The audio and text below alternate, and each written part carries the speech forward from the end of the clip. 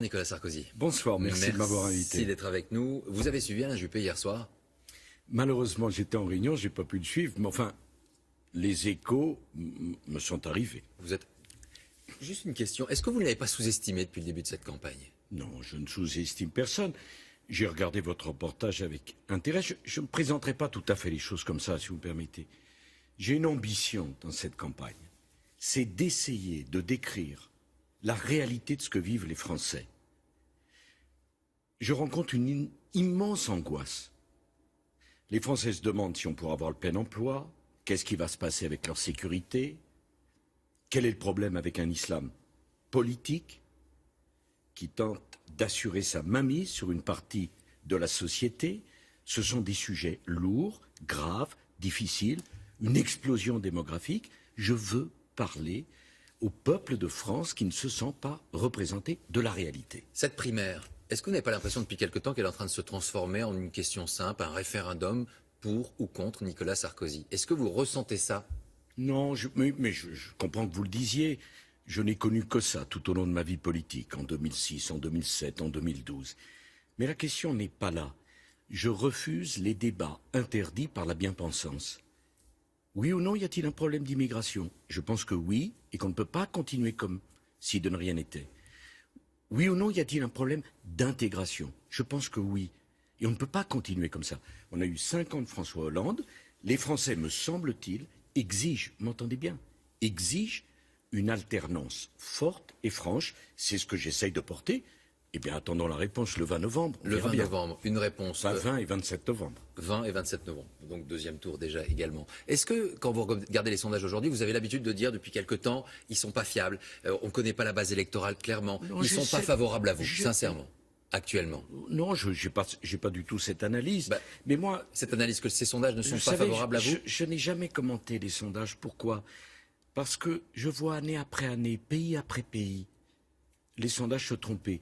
Et en plus, ils vont encore plus se tromper là parce que personne ne connaît le corps électoral. C'est d'ailleurs l'objet d'un débat avec Alain Juppé actuellement. Est-ce que cette primaire, elle doit être ouverte à tous?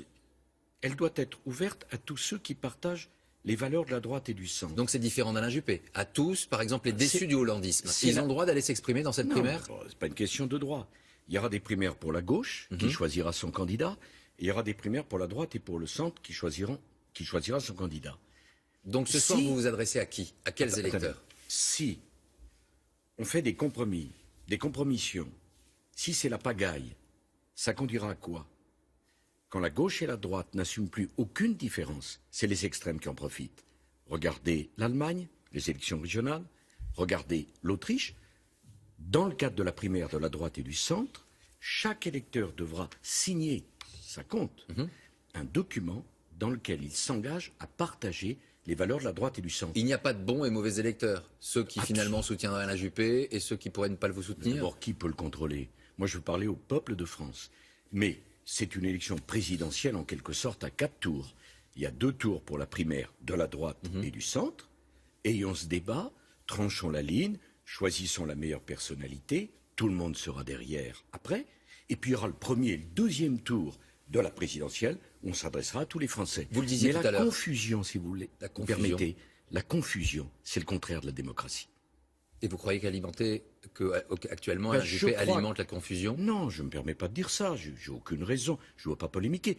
Je dis simplement à ceux qui nous regardent, si on demande à quelqu'un qui partage les valeurs de la gauche d'aller signer un document indiquant qu'il partage les valeurs de la droite et du centre, ça s'appelle de la confusion déloyale.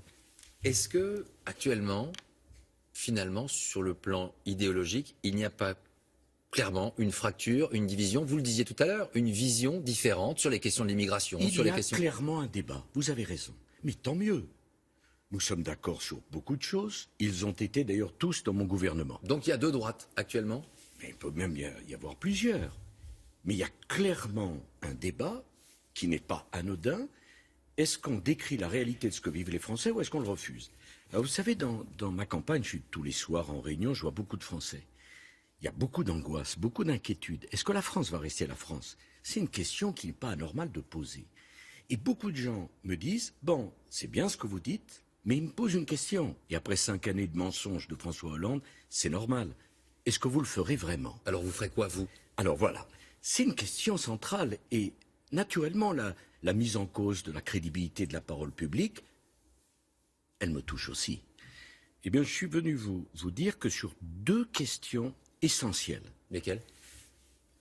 Est-ce qu'on continue avec le regroupement familial ou pas? C'est une question centrale. Le regroupement familial automatique a été autorisé en France en 1974. Je propose de suspendre l'automaticité du regroupement familial, l'explosion démographique que connaît l'Afrique, qui va doubler de population en 30 ans, on va passer de 1 milliard à 2 milliards 300 millions, fait que nous ne pourrons plus, de mon point de vue, accepter l'automaticité du regroupement familial pour les étrangers non communautaires. C'est un débat sensible, fort, grave, important. Je pense qu'il doit être tranché par les Français. Je poserai donc par référendum cette question le jour du 2e tour des législatives, le 18 juin 2017. Est-ce que les Français sont d'accord pour que nous supprimions, nous suspendions le droit automatique au regroupement familial tant que l'Europe ne s'est pas dotée de frontières dignes de ce nom et d'une politique européenne Nicolas migratoire Sarkozy, commune. cela veut dire que si vous faites appel au référendum, ça veut dire qu'aujourd'hui, pour cette loi, finalement, qui avait été mise en place par Jacques Chirac, je crois, en 1974, vous préférez quoi? Vous préférez passer par le peuple plutôt que passer par le gouvernement, l'Assemblée nationale? Vous ne faites plus confiance au système politique pour faire aboutir une mesure? Pardon, ne soyons pas excessifs. Sur des questions de cette nature qui mettent en cause un certain nombre d'articles de la Convention européenne des droits de l'homme, un certain nombre de principes juridiques qui sont les nôtres, est-ce que oui ou non le contexte démographique, migratoire a changé? Ma conviction, c'est oui.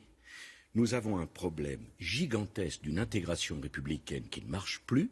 Si nous continuons à accueillir sans pouvoir intégrer, donner un travail, donner un logement, payer des allocations, on va à la catastrophe. Vous aviez évoqué... Je souhaite donc qu'on aille vers l'assimilation, mais que dans le même temps, on suspende le regroupement familial. Mais cette décision doit être prise par le peuple. Lorsque le général de Gaulle fait le référendum sur l'élection au suffrage universel du président de la République... C'est une question institutionnelle, c'est pas une question d'ordre de société. Mais souvenez-vous, tout le monde à l'époque l'accuse d'être populiste, de ne pas respecter la démocratie. Il y a une bien-pensance, il y a une pensée unique qui veut mettre un couvercle sur les débats que souhaitent les Français. Je souhaite lever ce couvercle. Vous avez parlé d'une question, d'une deuxième? Alors, il y a une deuxième question. Ça tombe et d'ordre bien... référendaire également? Exactement. Ça tombe bien puisque j'ai entendu François Hollande, je ne connais pas son emploi du temps, mais je l'ai entendu dire l'état de droit, ça fonctionne très bien. Sur le terrorisme, on a tout ce qu'il faut. Je m'inscris en faux. J'ai été 4 ans ministre de l'Intérieur. J'ai été 5 ans président de la République. Je connais ces questions. Tout ce qui doit être fait pour protéger la sécurité des Français ne l'est pas. Et de mon point de vue, l'état de droit doit s'adapter à la menace, car la menace ne s'adaptera pas à l'état de droit. Je poserai donc la question par référendum aux Français, le même jour. Êtes-vous d'accord, à l'image de ce que font nos amis britanniques, pour que le ministre de la Sécurité puisse décider de la mise en internement administratif des fichiers S les plus dangereux? Ma conviction est qu'on doit limiter la liberté de ces gens-là pour protéger la liberté des centres citoyens de rétention français. A priori, sans avis du juge. Alors, contrôle a posteriori du juge. A posteriori et non pas bien avant. sûr. Autrement dit, face à un individu dangereux, les services spécialisés de renseignement et de sécurité proposeront au ministre son internement de façon à l'examiner et à voir le niveau de dangerosité qui est le sien. Nicolas Sarkozy, ce que vous juge, proposez, a posteriori, vérifiera si cette décision était légitime et opportune. Ces propositions, elles n'existaient pas dans votre programme. Pourquoi aujourd'hui? Pourquoi maintenant? Si. Ma proposition d'internement administratif existait. Mais l'utilisation du référendum. Vous avez parfaitement raison. Parce que tous les jours, on me dit « Ah ben non, la Constitution s'y oppose, l'État de droit s'y oppose, nos partenaires s'y opposeront. » Et les Français se tournent vers moi et me disent « Est-ce que vous le ferez ?» En disant que je vais rendre la parole à la souveraineté populaire. Au peuple.